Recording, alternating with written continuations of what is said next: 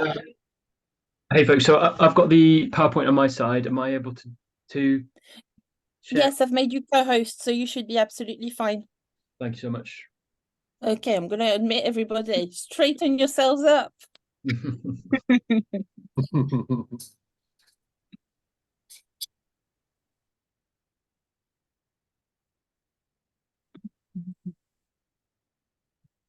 Hello, everybody joining us in the room. We're just waiting on a couple more people who are just joining us.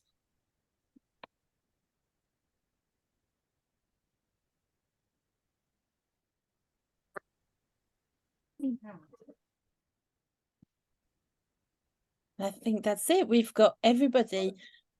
If I could ask you please to put yourselves on mute so I don't get a horrible feedback and hear myself, which I don't think there's anything worse. I think that's the worst thing happening in COVID with all these online meeting was hearing yourself or seeing yourself on the screen when somebody shares the screen. That is particularly bad.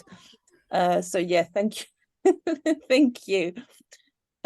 Welcome everybody. Thank you for joining us on the very last day of LGBTQ plus History Month. I mean, we stretched it one more day this year. My name is Annelise Harding. My pronouns are she, her. I'm the co-chair of, co-deputy chair, I always forget the deputy, of the Information Literacy Group. And I'm absolutely delighted to share this panel retrospective on 3 challenges in LGBTQ plus history, and especially how misinformation and disinformation played a significant role in these. So just to let you know, so yes, please mute yourself, like I've just asked. We would love to see your lovely faces, but we also understand it's not always possible or it doesn't always feel comfortable. So just do as feels right for you. We would prefer if you could post the questions in the chat. So just feel free to post them in as we go through the presentations. I'm going to welcome our panel members. With us today, we've got Matt from Marriage Equality Sydney to talk about, of course, marriage equality. It says so on the title. We've got Beth, who is the chair of the LGBTQ plus network, who is going to focus on section 28. And finally, we have Tom, who's the CEO of Yorkshire MESMAC, and Patrick Hans to talk about sexual health and the AIDS crisis. So all our presenters are going to take turns in talking about their subject. They will go one after the other, and then we will take questions at the end. Okay, so over to you, Matt.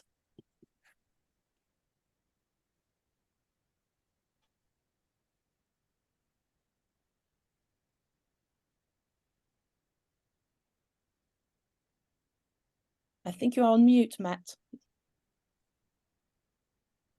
Oh dear, here I am now. Sorry about that. Here we go. I should know by now not to be on mute. Oh boy, oh boy. Thank you so much, and Elise for the introduction. So I'm here from Sydney, Australia, and I'm going to talk to you today about what every Australian went through in 2017 and our campaign. So first off, whenever an Australian starts to speak from Australia, we always talk about our acknowledgement of country. So I'm presenting from Sydney, Australia, and it's actually in our Aboriginal land. It's called Gadigal land of the Eora Nation, with a culture here that stretches back 65,000 years. And we always say that this land always was, always will be Aboriginal land. So I'm Matt Eccleston, my pronouns are he, him. I've had a variety of jobs for our gay and lesbian community, for Mardi Gras, for World Pride, a little bit of City of Sydney Council, and now I work at the AIDS Council of New South Wales. But in 2017, we were part of a massive action for marriage equality. It seems amazing to us now that we've been living with marriage equality for many years. It was a success, but we fought very hard for it. And I always remind people that it started on the streets. There are a lot of people campaigning, but it really started with a lot of protest actions that happened all across Australia. And we all made incredible banners, got out and about in the streets, and it started as a protest, like so many of our political advances do. It started on the streets. But because we put so much pressure on our politicians, and countries from all around the world were starting to act on marriage equality, we had a conservative government at the time, and they decided they really couldn't lead us into a real result. So they decided to put it to the people. Every Australian was invited to a postal vote. They got a card in the mail with a question. Do they want the law to be changed to allow same-sex marriage to occur? And people would send it back with a yes or a no. So in a way, it was very simple and very democratic, but also it was a thing that really not many countries had to do. Most of the time they had leadership that would just decide on their behalf. So this was quite extraordinary to have every Australian commanded to vote like this. We discovered quite quickly that there was a spectrum of potential voters that we had to think about. We had to think very hard about when we were thinking about people. So there were 5 different types of person that we thought was around. We'll start with the hard no.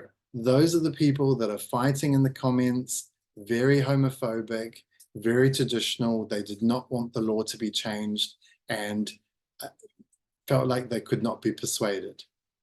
The soft no's were likely to vote no or not vote at all. They didn't really care. They were very traditional. They didn't really want the law to be changed, but they weren't going to really debate you. They weren't going to really campaign for no. They just said, you know, gay people, just, you know, quiet down. You're fine.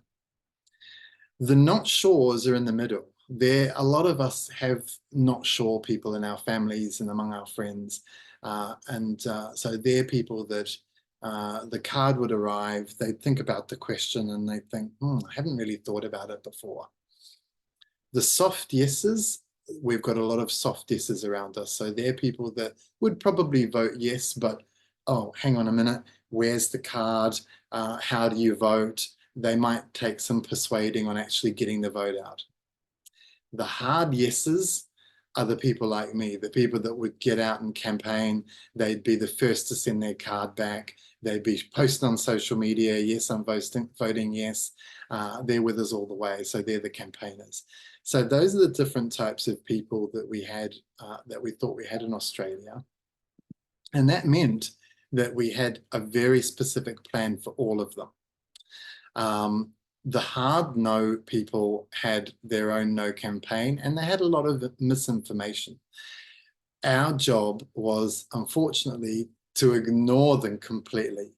Do not engage. Their idea was to make a big fight, to make a big drama, to get us all muddy and all upset and all annoyed.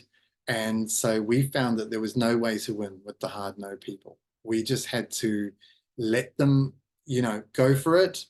Our job was not to debate them. We had to be polite, but there was no way we were going to debate them. With the soft no people, it was worth a try to find some common ground with them, to try to talk. But often, if they're leaning towards no, but they don't really care, they're probably not going to send back their no ballot anyway. So it was worth a try. What we wanted to go after was the not sure people. We really wanted to share our stories, share what marriage equality would mean to us, what it would mean for Australia to do it in the world, and what marriage means to us and what our relationships mean to us. So those not sure people were the persuadable ones. The hard no people we can leave behind. The not sure people, those are the ones we're targeting in our campaign. Now, it was not a compulsory vote. People didn't have to vote, but the soft yes people, we had to make sure they did vote. So we had to show the soft yes people how easy it was to vote. They had to expect their cards. We had to show them where the letterbox was, tell them the time they had to vote. We had to really steer them through. The soft yeses, maybe they weren't sure what to do. We really had to encourage them, get that vote out. And then the hard yeses are the people we had to recruit to campaign. So they're the ones on the phones. We had phone banks. They're the ones sharing on social media. They're the ones in our campaigns doing their inspiring messages. So those are the hard yeses, and that was the plan for them to really recruit them. So that's how we went about it. The big one was to get people enrolled. So the fun thing about what happened in Australia was so many young people got enrolled to vote so they can be part of the equality campaign for marriage equality, that we ended up a lot more people being able to vote. And ultimately, they voted the Conservative government out eventually, because there were so many new young people enrolling to vote. So that ended up being a big victory after we got a lot of people enrolled to vote. It was great to be on the yes side of the campaign because we were so colourful. We had the best stories and we looked like we were fun and great. The no side was grumpy, moody, trying to dig dirt on everyone, trying to spread misinformation. But we stuck to all the bright smiles you see, all the great storytelling, the rainbows, the happy news. That's how we won it. So you can see there painting letterboxes because it's the postal campaign. We put the map of Australia in our campaign because all across Australia we knew we had to get everyone from everywhere, not just Sydney and Melbourne where a lot of gay people live, but absolutely everywhere. So we put the colourful map in our campaign as well, and lots of rainbows. We made badges. Those are the badges I made. Our city of Sydney flew those flags. So you can see it was a very colourful campaign right throughout. But the no side, completely different tone. And the way they spoke, they realised they were losing. So they tried to broaden their campaign with misinformation and a broadening of the spectrum. So this is a good example of the no sides campaign. It's time to say that political correctness has got completely out of hand, they say. Vote no to stop it in its tracks.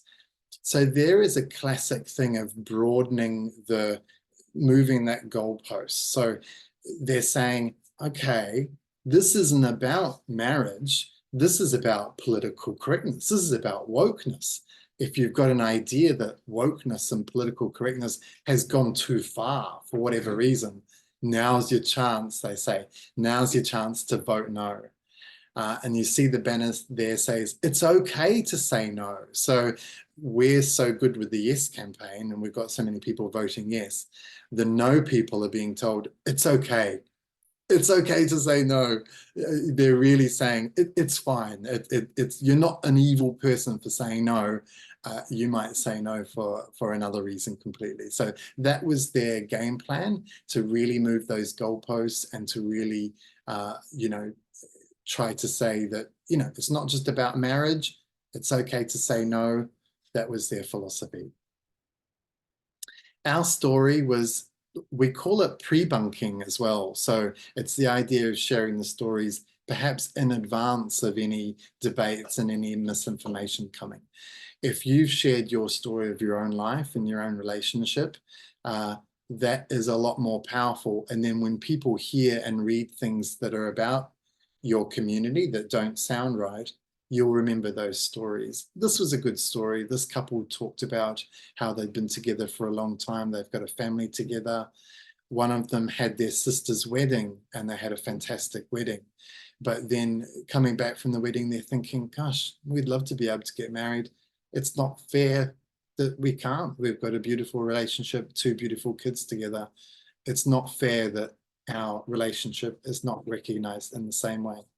Those are the stories that we filled social media with, and that was the way to get the yes vote happening. The other one that was so important to us was to stay positive. Every day the No campaign was trying to dig up dirt, trying to say that, you know, someone was badly behaved in our campaign, or that there was some, you know, money going around that shouldn't be ours, or something, whatever it was, they were digging up dirt. We would say that staying positive was the most important thing. Most people aren't gay, of course. Most people aren't thinking about being gay. They don't plan to join our community. So their thought process is quite shallow.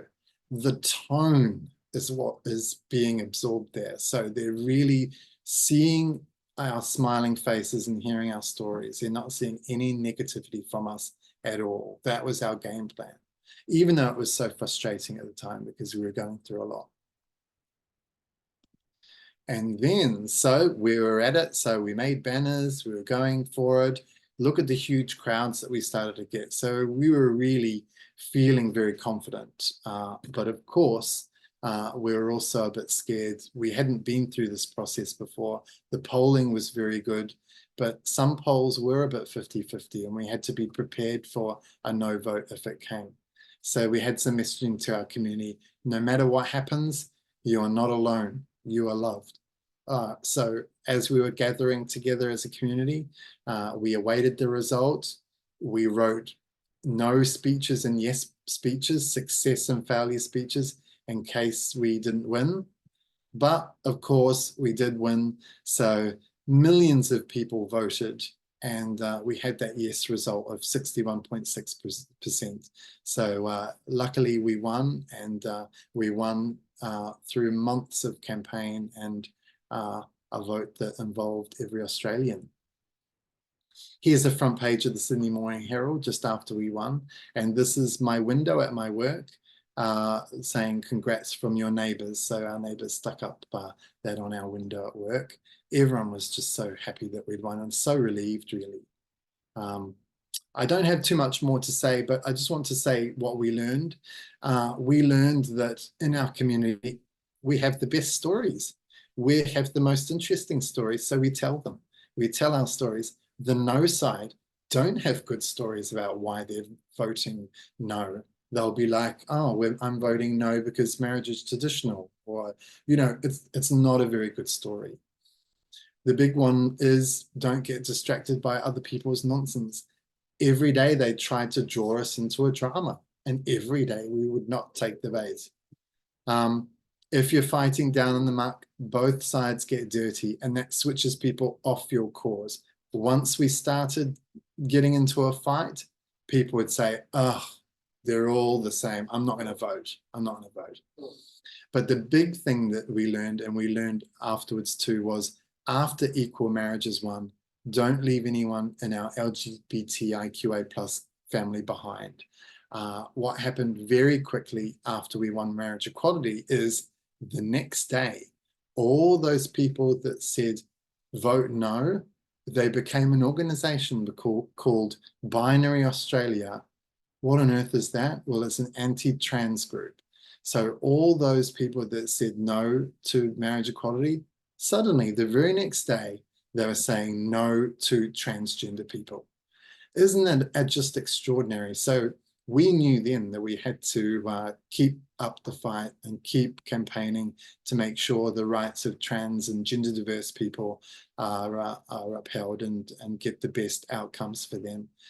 We were amazed how quickly it flipped to transphobia. I still can't believe the same people that are talking about how bad transgender people are in our media, they're the same people that were saying vote no to marriage equality. It really is appalling the way they carried on. That's it from me. Just a few notes there about what we went through in Australia. We learned a lot, and we learned a lot about how to deal with misinformation and what to do. I'm going to stop screen sharing there, and I know that after the session there'll be lots of opportunity to ask questions. But I think I hand over now to Beth, who is going to talk to you about section 28.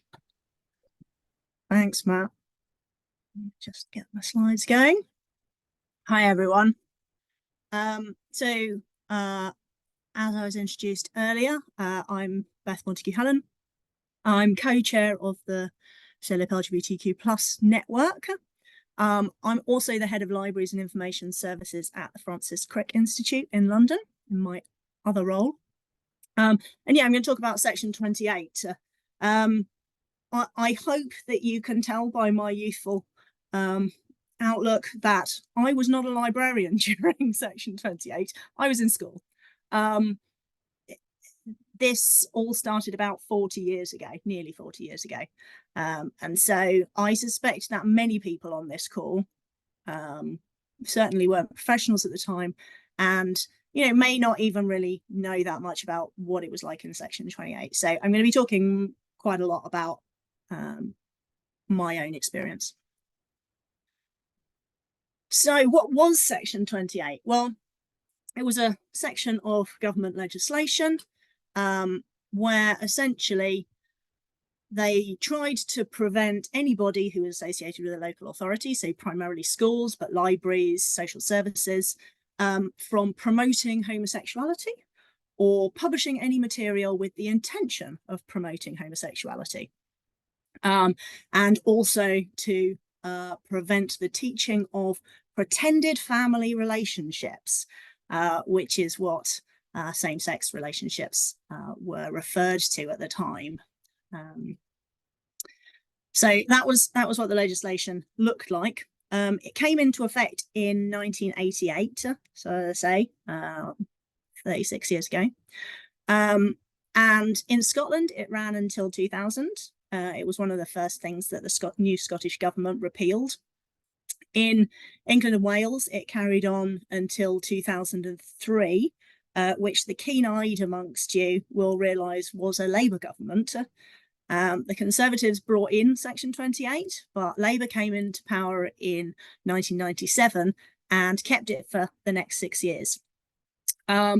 They did do some work to try and repeal it, but it kept being battered back by the House of Lords. The House of Lords were really keen on Section 28 and are a big reason why it was brought in the first place.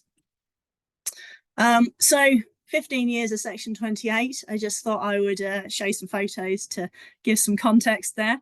So on the left there, that's me in 1988 when I was 6. I'm pretty certain that's me.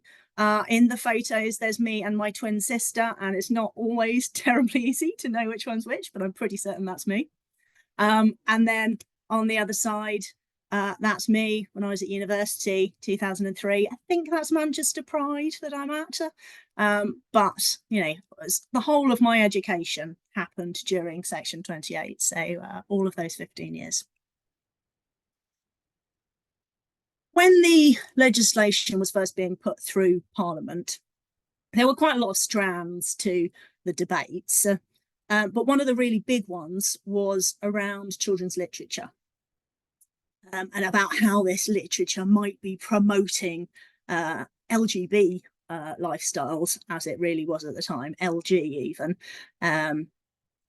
So this is one of the big books that was mentioned quite a lot. It was a translation from a Danish book. It's called Jenny Lives with Eric and Martin. And this was described as a vile book, gay porn books read in schools. So, prepare yourself. Some of the major plot points. Jenny, Eric and Martin go to the laundrette together. Jenny and Martin prepare a surprise birthday party. And they did bake a cake during that as well. Not to be totally unfair to the politicians, there is a scene that they particularly didn't like.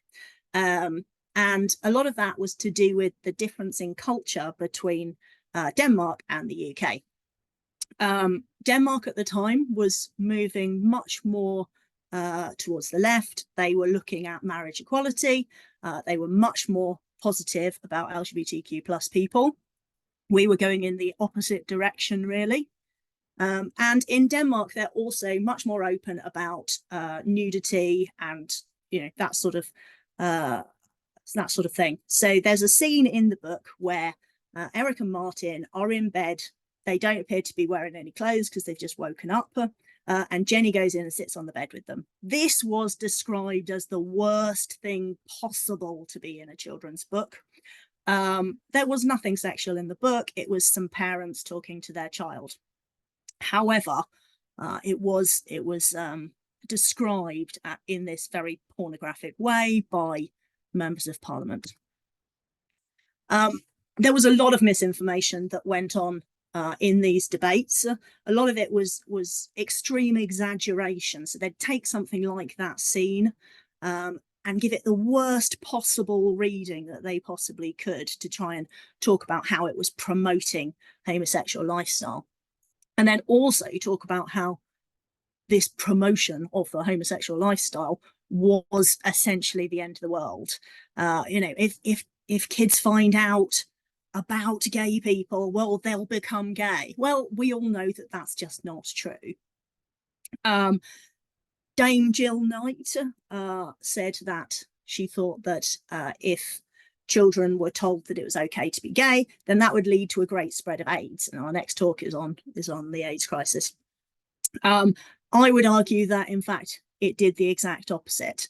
So by Section 28 coming in and damping down all the education around gay relationships and gay sexuality, it did leave a whole generation very ill prepared in terms of things like safe sex. And Baroness Thatcher in particular was worried that gay people weren't going to respect traditional moral values. I mean, I think the fact that our last talk was fighting for marriage equality shows just how ridiculous that is. LGBTQ plus people, there's a big range of them. Some of them like traditional moral values and some of them don't, but it's no different to the rest of the world.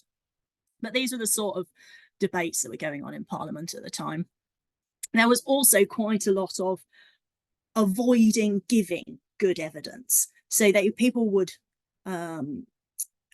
make statements, extreme statements, and then say that they couldn't possibly show the evidence because the evidence was obscene.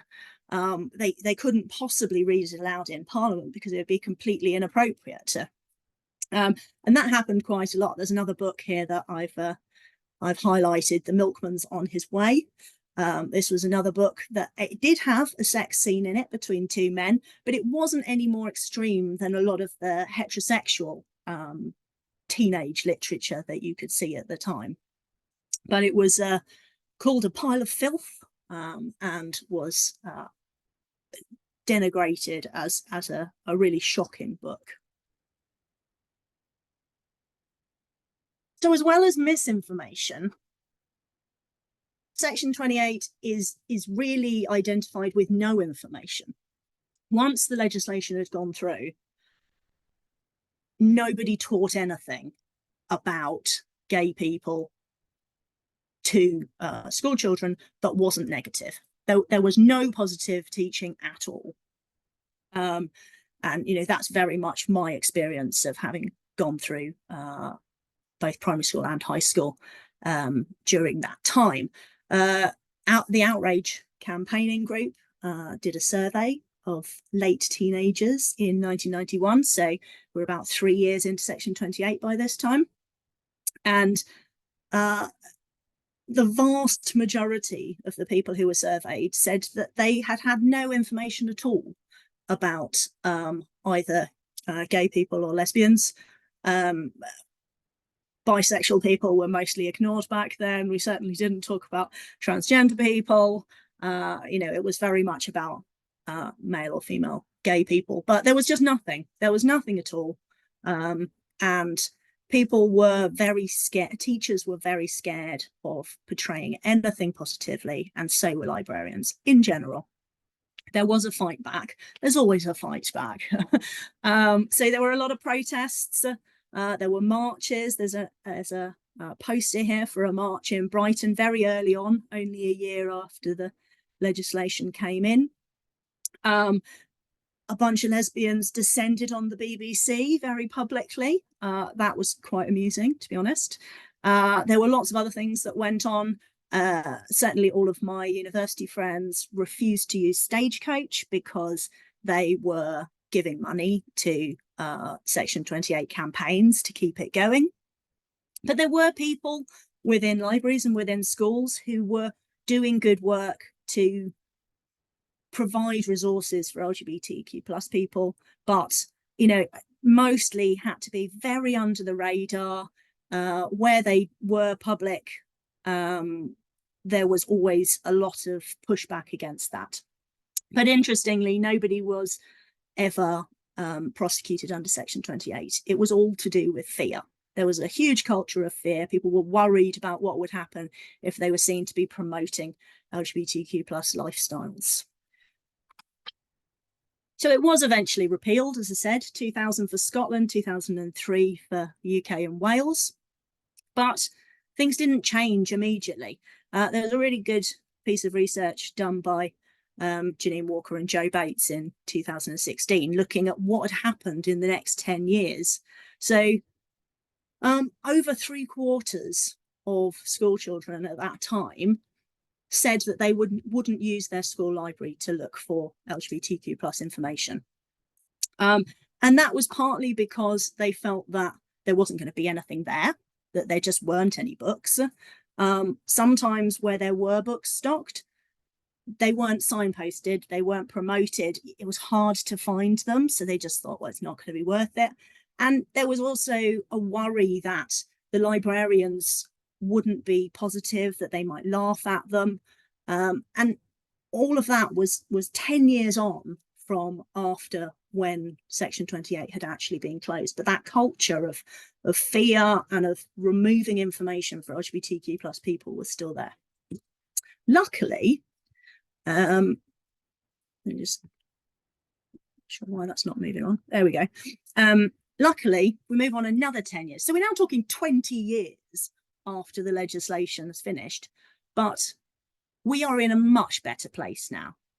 We actually find that a huge number of queer students think of the library as a safe space, which, you know, I think as librarians, that's what we would always hope it was for all of these kids. So in general, there are a lot more LGBTQ plus books now in libraries. They are promoted. Librarians care about making sure that they do find those resources for these kids. But it's not all rosy. So you see that bottom quote there. A headmaster has instructed me not to stock LGBTQ plus books in case parents complain. And it's not because parents have complained, it's in case parents complain. And it's still that culture of fear. What happens if people don't like this? Well, we should just remove all of these books that all these other people need just because someone might be upset about it. And that's a worrying thing for me, that there is still that sense of that censorship is okay. Just in case parents complain. So there are some lessons that we can learn from Section 28. First thing, I think, is that the legislation doesn't need to be used to have an effect. Quite often when people push for legislation which it looks like it might be harmful to certain minority groups, there are other people who say, oh, but it won't really mean anything in reality. It won't actually have any effect. Well, people don't have to be arrested because of this for it to have an effect. There's this fear that people don't want to be on the wrong side of the law. They don't want to be on the wrong side of what they feel they should be doing. And that lasts after these laws are removed. You still get that shadow. The consequences, they last a long time. We have this shadow in Section 28. We have shadows for all sorts of other legislation. We're still seeing the shadow of when male sexual activity was criminalized. You know, there are still all of these people who were put in jail for it, and you know, many of those people are no longer with us, but their families still live with that history. And the other thing that I want to highlight is that when you can't have any information about something, it allows misinformation to thrive. The bad stories thrive because the good stories can't come through. And I think that's a really, really important thing to think about when we're talking about misinformation.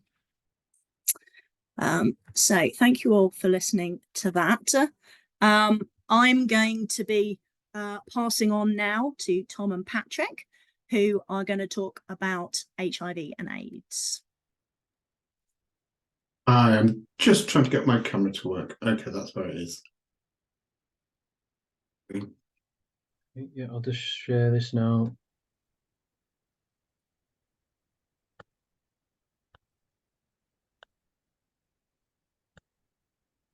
Should be on your screens now. Is that working? Yes, that looks good. Perfect, thank you.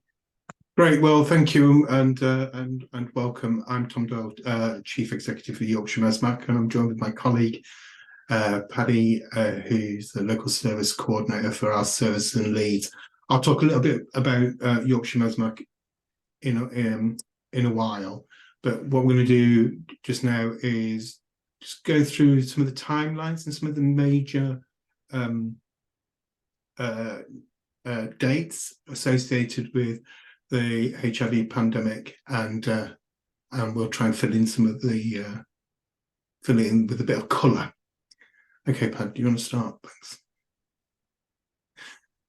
So we go back to 1980, where healthy, normally young gay men in LA and New York were beginning to exhibit vague symptoms, which included things like weight loss and lethargy and diarrhea. However, whilst they were often not considered life-threatening, these patient symptoms became chronic and often did become fatal. Next slide, please, Penny. So a doctor observed increasing cases of four main conditions: pneumocystis carinii pneumonia, cytomegalovirus, herpes, and Kaposi sarcoma. And he published his findings in a journal called Mortality and Morbidity Weekly Review in 1981 to highlight the emergence of the new disease. And I think it's interesting, is something we forget, that around this time, what we now know as HIV and AIDS was known as GRID, gay-related immunodeficiency. Next slide, please, Penny. So by 82, the epicenter, the HIV, what we now know as HIV, this very unknown illness, spread from its epicenters in big US cities, and moved to Miami and Florida. And what was really interesting there is that there was a large number of people coming down with this illness from the Haitian community, and also amongst drug using communities, and then haemophiliacs. At the time, there was a saying that this illness hit four major communities: the four H's, the Haitians, the haemophiliacs, the homosexuals, and the whores. Next slide, please, Paddy. So 83 was when we first isolated the virus, HIV, that could lead onto AIDS. And in 85 was the first time that we had a proper test, so we could actually test for the virus.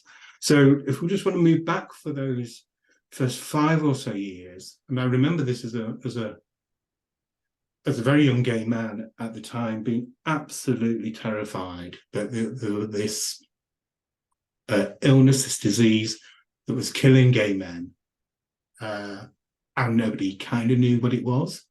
Before we isolated the HIV virus, or the HTVL3 virus, to be very precise, there was all sorts of ideas about what was causing HIV, AIDS, and one of the most common one at the times was sniffing poppers and other forms of drug use that were common amongst gay, bisexual, and other men who have sex with men. In 1985, the Royal College of Nurses predicted that the number of infections in the UK would rise to over 1 million by 1981 if those current trends had continued. 1985, the Health Minister, Ken Clarke, enacted powers to detain people with AIDS in hospitals against their will, despite recommendations of medical experts. And this kind of draconian measures around trying to isolate people with HIV, around trying to close down opportunities, particularly for gay and bisexual men, to meet, it has been was a running motif throughout the HIV and AIDS epidemic. For people who perhaps want to read a little bit more the experience, particularly in America, and the band Played On is a really interesting, flawed account of early attempts to stop HIV infections. And one of the biggest attempts, and one of the most, I think, damaging attempts, was in New York and in San Francisco. They closed down the bathhouses and saunas where men were meeting to have sex. And of course, all that meant was that health promotion activities found it far more difficult to make contact with men who are having sex with men, to give them information and to supply health promotion materials.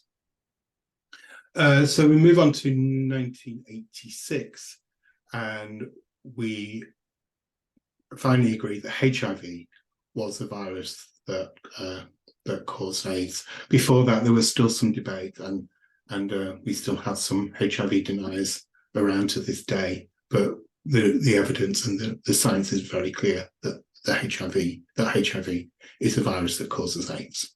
Next slide, Patty, thanks. So here are just some of the some of the headlines that you would have seen on almost a daily on a daily basis about AIDS being the wrath of God. I remember that the Chief Constable of Manchester, Anderson, he talked about homosexuals swirling in a cesspit of our own making, and this was common parlance, and with very little pushback from civil society. Obviously, the LGBT community pushed back really hard to make sure to fight that narrative. One of the interesting things about Anderson is subsequently his daughter came out as a lesbian, so that was a little win for us. Next slide, thanks, Pat. Most of you will, well, some of you will remember this advert by the Health Education Authority, the AIDS Don't Die of Ignorance. This campaign saw mass television ads, billboard ads, and that every household in the country received a leaflet through the door. What's interesting, this campaign cost so much money, mainly because there was a real fear at the time that HIV would come out of gay communities and infect heterosexual communities by those nefarious bisexuals. Was the kind of thinking. But more money was spent on this campaign than on HIV health promotion in the next 20 years combined. Next slide, thanks, Paddy. So the first World AIDS Day happened in 1988. And this is the first time that there was a worldwide focus on HIV and AIDS. I think to this date, each year, World AIDS Day has a particular theme, and to date, World AIDS Day has never had gay, bisexual, and other men who have sex with men as its theme or its focus, and I think that's really a shame. Thanks, Penny. So also in 1988, it's a great year. It's when the idea of MESMAC was first proposed. And it was a group of people who were in the Health Education Authority for those of you who don't know, the Health Education Authority was like the preventative arm of the NHS when we had such a thing. And they're the people who are responsible for the Don't Die of Ignorance campaign, and This Isn't a Voice of an Actor, those sorts of campaigns.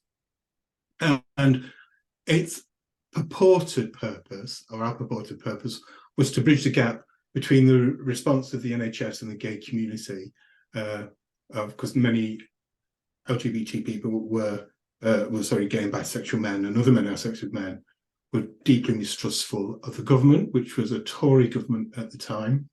But in reality, what it was about was that then Health Secretary Norman Fowler didn't think that Mrs.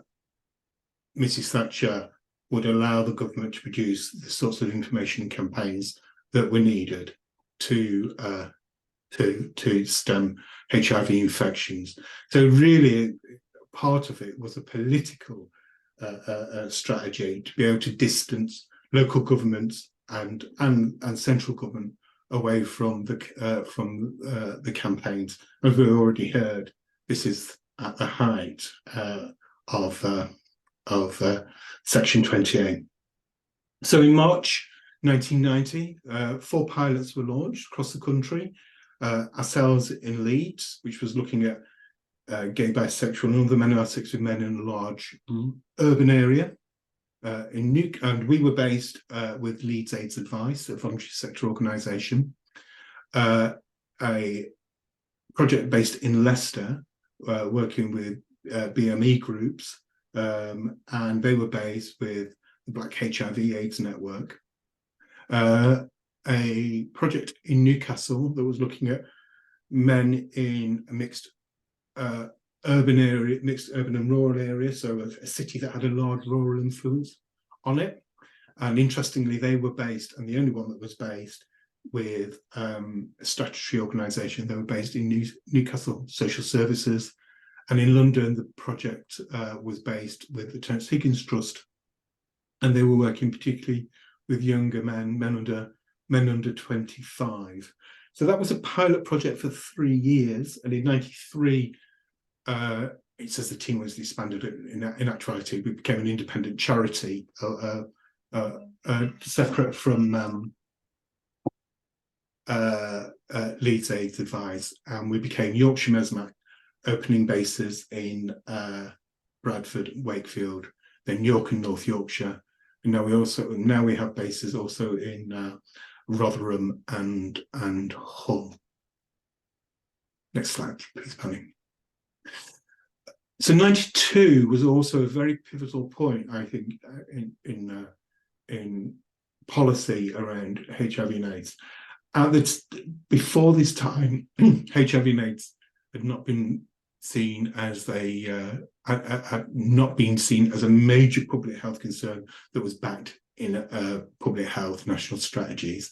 In 1982, I think the first white paper for health, called The Health of the Nation, was published, and HIV and AIDS was one of the 5 top improvement areas that the NHS and all wider government departments needed to address.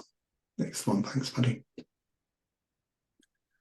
Then another pivotal role in 1996 is when we think that the HIV epidemic changed with the development and approval of highly effective antiretroviral therapies. So, which meant that HIV infections no longer mean death. It no longer means always catching opportunistic infections. And I can't emphasize enough how this changed the landscape for lots of us. Prior to this point, a lot of our experiences, both as volunteers and as professionals and as friends and lovers of people living with HIV, was just literally to be holding people's hands while they suffered and while they died, often in quite undignified ways, that was perpetrated very often, unfortunately, by health and other staff. So, but with the introduction of HART, highly effective antiretroviral therapies, we really were able to change the game. It's a massive game changer. Making it count was is a collaborative planning framework to reduce the incidence of HIV infection during sex between men, and that was published in 2003, and it was the first national framework that was published, and that was a group of voluntary sector organisations and academics like Sigma Research, Yorkshire Mesmac, Terence Higgins Trust, and others who came together to develop that framework, and subsequently it was adopted nationally as a framework for us all to work in. I guess other than the introduction of HART, highly effective antiretroviral therapies, the Swiss statement was a major step in the HIV epidemic. Essentially, it was saying that someone with a suppressed viral load, so the amount of virus that's in someone's blood, if it's undetectable, then HIV is untransmissible during sex. And again, I don't think I can emphasize how much that meant, particularly to people who are living with HIV.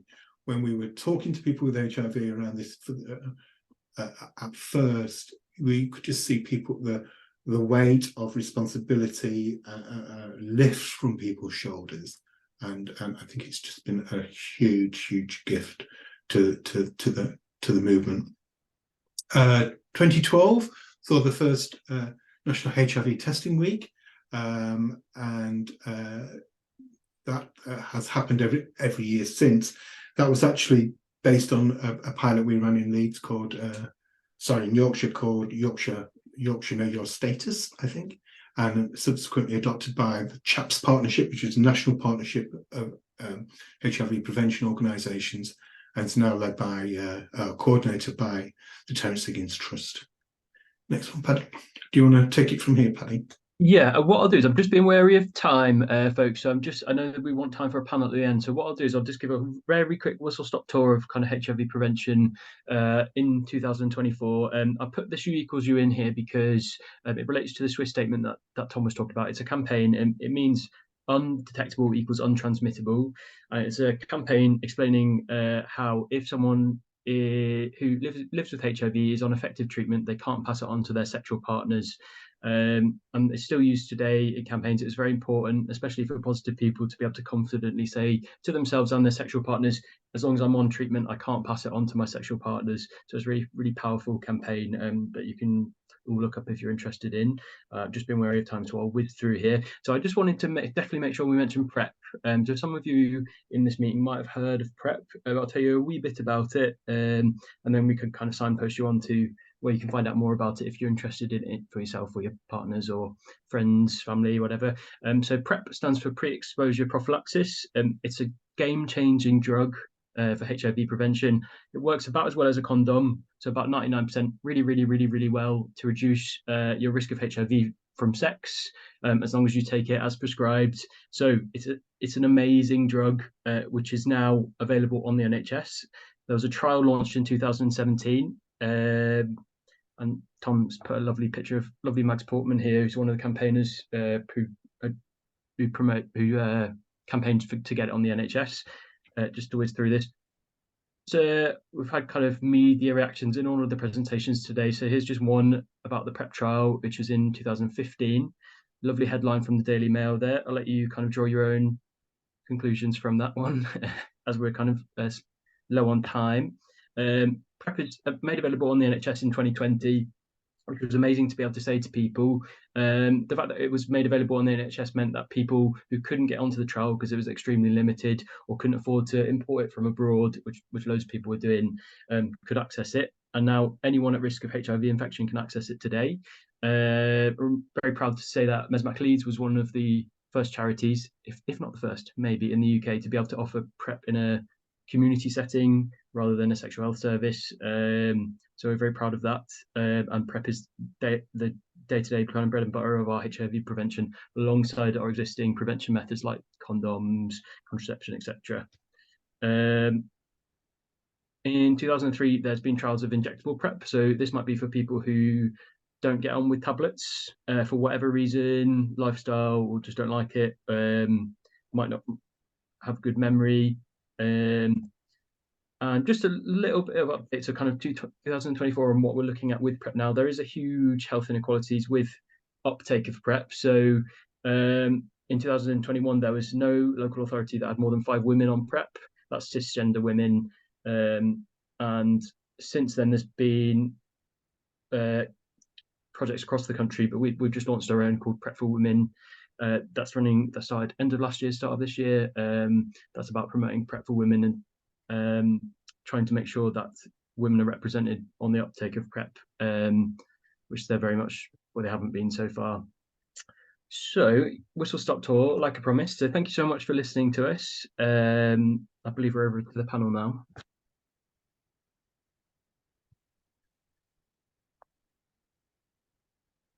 Thank you so much. And I see some of you starting with reactions. So if you want to use the little tada or the little clap then for our presenters, please do.